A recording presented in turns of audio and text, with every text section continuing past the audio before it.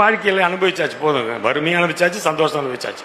அப்போ கார் எடுத்துன்னு வேகமாக போயிட்டு இருக்கிறேன். நான் இங்கேருந்து ஒரு 100 அடி தான் இருக்கும், அந்த சிவரி வரைக்கும் இருக்குன்னு வச்சுங்களேன். ஒரு 100 அடி தான் இருக்கும். நான் எப்படியா காரை திருப்பி சர்றன்னு போய் அப்படி இடிச்சானா பிரிட்ஜில் தேட்டினால கம்பி தான் வச்சுருப்பாங்க, கண்டிப்பாக காரை இடித்து விழுந்துடும் எனக்கு தெரியும். ஏன்னா அந்த பிரிட்ஜ் நாங்கள் வாழ்ந்த ஏரியா அமைச்சிக்கிறேன்.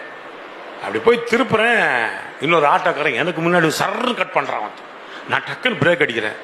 என்னடா இவன் எனக்கு முன்னாடி சாக போகிறான், அவர் வேலை அவனுக்கு வெயிட் கவுண்ட் இருக்குமா, எனக்கு ஒன்றுமே புரியல.